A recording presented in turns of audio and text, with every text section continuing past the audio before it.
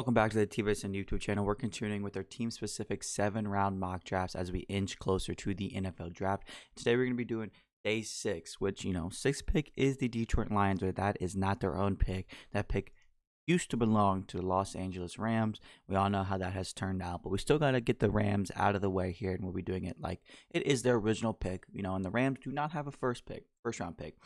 But boy, do they still have a lot of picks. They have 11 picks throughout this draft. First one coming at 36. Let's start the simulator. Let's get it rolling. Let's get closer to there. And again, these are simulators. It's not going to be the most, accurate thing all the time, but it's going to give us a decent idea of who is going to be there at your pick. The Rams, again, not any high picks, but they can still make up for it. They got a lot of little holes to fill throughout this team, and they have the opportunity to do so. 11 picks in 6 rounds, essentially minus the first, is just really fantastic, and it presents a good opportunity for them. Again, I'm not going to take any of these first two players because I guess the first 3 players I don't necessarily think they will be there. So the first pick immediately that stands out to me, B.J. Ojulari. They need some edge help. They've kind of trimmed that room down a little bit. One of the youngest players in the draft, numerous pass rushing moves, just a really, really good prospect, all things considered. And it happens to be their biggest team need on here.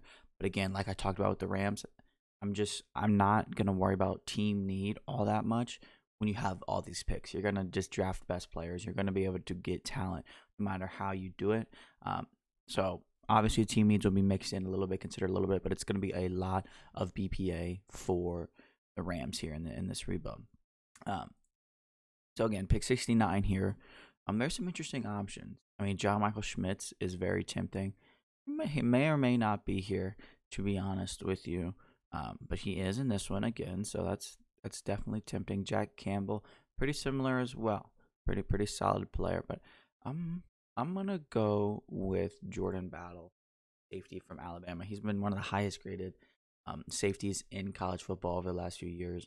We know the Rams have now lost Taylor Rapp and Nick Scott, so the need for safety is there, and it kind of aligns with that BPA attitude. And for some reason, I don't necessarily think he's gonna be there come this time in the draft. But John Michael Schmitz is a phenomenal pick here.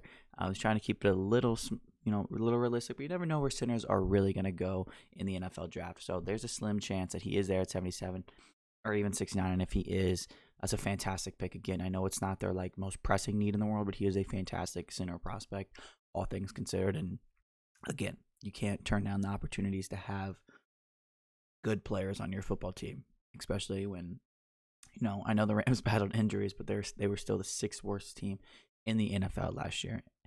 And the thing is, these first 3 picks are uber important to them because as you can tell, we've been waiting a while for our next pick. They pick at 77, and then not again for 90 picks.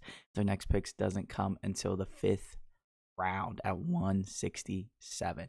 But this is a good pick here, good value pick. Riley Moss, another one of those highly rated players throughout his college football career, does a little bit of everything for them, gives you some versatility. Just a really solid corner pick up there. I'm gonna look into the offensive line room.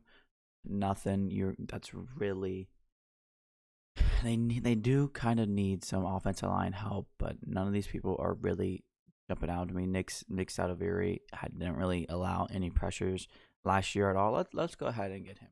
They don't shy away from drafting offensive linemen early, late, whatever. But Nick Saliveri, familiar guys as yourself with his name a little bit. Very underrated offensive tackle throughout this process, and it makes sense. These small school guys really do fly under the radar. He was just really, really, really, really good last year. And now we're looking at all of their team needs, the big ones, have been addressed. But again, that doesn't matter to me. We need the best players. We need good people. Charlie Jones is pretty tempting here. I know wide receiver isn't the biggest need, but Allen Robinson is what he is at this point. Van Jefferson is what he is. There's some stuff to like with Charlie Jones. Let's go ahead and do it. I just kind of talked myself into it. Regardless, it might not be the most immediate need, but it can definitely be a need way sooner than people realize. Man, these picks just keep coming in these late rounds. They really got to try to hit here. It wouldn't surprise me if they used some of these to package and move up. But for obviously these videos, we're just going to kind of stay pat and not really entertain too many of those trade ideas. So yeah, back into it. I mean, tight end is an interesting need for them. It's not like an overwhelming need. I don't think Kuntz will be here with how he tested. So let's go ahead and give him another receiving threat in Josh Whyle. That's what he is. He's a receiving threat tight end. There's some upside there. There's a lot to like. And Cincinnati's produced some decent tight end prospects, Travis Kelce. But the upside is there. Not obviously Travis Kelce high, but he's a really good receiving threat at the tight end position. Higbee is solid. You're not really necessarily replacing him, but you need depth at the position. Obviously, injuries happen, and you really want to be prepared for everything over there. Let's go look at the cornerback room. Let's go Alex Austin here. Alex Austin is a guy that I like a lot, not necessarily because of his skills at corner, but he's a solid corner, but he's a really good kick returner, and he's also played some wide receiver at Oregon State. So he's just a fun player. He's going to have good ball skills with a wide receiver background. He's good in the space. He's good in space, as you can see on the kickoff returns, which I like that in my cornerback prospects because they're shifty. They can kind of hang with a multitude of different styles of receivers, and he's got some height to him as well. So he's got a lot of tools in the toolbox. We'll see if anything comes to fruition there, but there's a lot to like with that player specifically. Let's keep it going. There's only a few more picks left for them. There's still a lot of interesting guys throughout the board here for them. It's kind of tough when you have all these picks. What directions are you really going to go? I'm gonna go Robert Beal. Robert Beal to me is a guy I have rated way higher than this, so I always kind of forget to include him in these late rounds. But he's an edge rusher that runs a 4.48. Kind of got some Leonard Floyd in his game a little bit.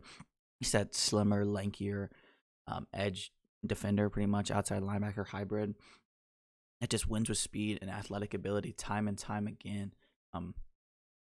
And pairing him with BJ Ojulari is a ton of speed off the edge. That is a ton of speed off the edge.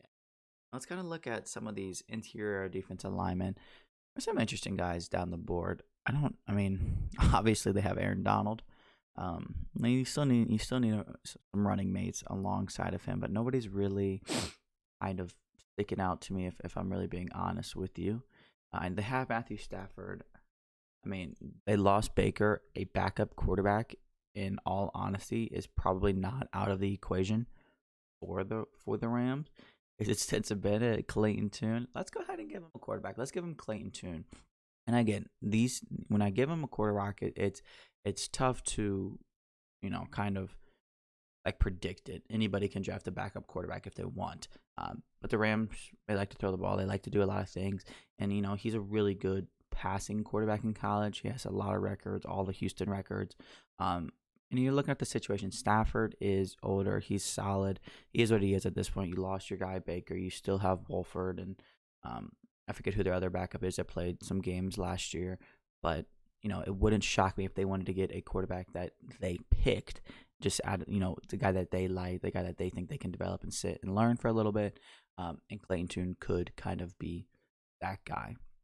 And Evan Knowles is a good value here. Jose Ramirez is a fantastic value here, but we've already done a lot of that. I think let's go ahead. Fantastic name here, by the way, and Juice Scruggs. Let's go ahead and give him D. Winters, another linebacker. Again, not the biggest need for them at the end of the day, but he showed up tremendously in some of the biggest games of the year last year in the college football playoffs for TCU. So that big game player. Rams like to play in big games. A developing player at that position. It's your last pick. You can take a shot on a high upside guy, and that's exactly what. Now, again, this Rams draft, they may not have early picks, but they have 3 picks in the top 100 still. And then it's 167 and on, the 5th round and on. They're going to be very active one way or the other, whether it's taking phone calls or just picking in late day 3 and everything. But this is a pretty good haul for the Rams, all things considered. I really like Ojulari, Battle, Schmitz at the top. It's a really fun group of 3 and kind of fits some needs and some upside. And then you really just fill out the roster, rest with solid role players with some upside for the future and for the now. There's a lot to like. There's nothing crazy, but the Rams always draft interesting, and it always turns out pretty well for them. That's gonna wrap up the Rams specific 7 round mock draft. It was an interesting one with no first, couple early picks, and then no mid round picks. It was an interesting one for sure. But I hope Rams fans, I hope you're okay with this. Like I said, this is gonna wrap up the Los Angeles Rams team specific 7 round mock draft. Make sure to follow along on all TWSN social media so you do not miss your team specific 7 round mock draft. And I'm looking forward to seeing you guys here again on the TWSN YouTube channel soon.